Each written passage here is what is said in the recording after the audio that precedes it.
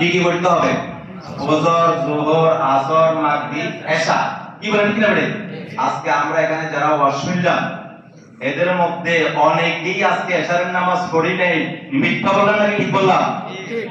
এবং ফজরের নামাজও ইনশাআল্লাহ পড়বো না, অনেকের এরকম নিয়ত আছে। আছে কি নাই? শুধু আজকে 1 ঘন্টা না, এরকম ঘন্টার পর ঘন্টা, মাসের পর মাস, বছরের পর বছর ওয়াজ শুনবো আর 1 ওয়াক্ত নামাজ কাজা করবো। ওই ওয়াজ কি নামাজ 1 ওয়াক্তের সমতুল্য হবে? এতক্ষণ ওয়াজ শুনছি আর করছি, এটা নফল ছিল। কি ছিল? কিন্তু নামাজের যে কথা বলা হয়েছে সেটা হলো কি? ফরজ। ঠিক কিনা বেঠিক? আজকে যদি আমরা এই আল্লাহর ঘরে বসে যদি ওয়াদা করতে পারি, এখন থেকে যতদিন বেঁচে থাকি অতীতে যাহা কাজা করেছি করছি, এখন থেকে মৃত্যু পর্যন্ত 1 ওয়াক্ত নামাজও কাজা করব।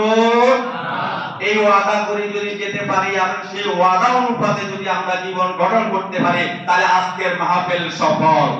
কি বলে? এই ওয়াদা আমরা করতে পারবো? মুসলমানের ছেলেরা পারবো? ভাই বন্ধুরা পারবো কি? আল্লাহ দরবারে বিভাগ পূজা করি আল্লাহু আকবার। আল্লাহু আকবার। নামাজ কাজা যতদিন বেঁচে থাকি মরিয়ার বাকি নামাজ থাকবো। আল্লাহ পাক আমাদের সকলকে তৌফিক দান করুন।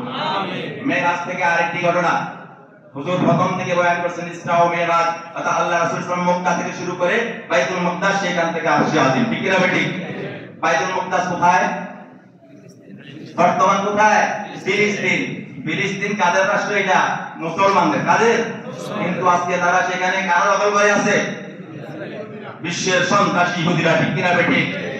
হুজুর বলছেন যে মসজিদে আকসার মধ্যে, বাইতুল মুকদ্দাসের মধ্যে আল্লাহর রাসূল সাল্লাল্লাহু আলাইহি ওয়াসাল্লামের নেতৃত্বে ইমামতিতে নবী আদম থেকে ঈসা এবং নবী মুহাম্মদ পর্যন্ত যত নবী এবং রাসূল পৃথিবীতে এসেছেন 1.5 লক্ষ অথবা 1,24,000 পয়গম্বর সেই দিন সেই মসজিদের মধ্যে 2 রাকাত সালাত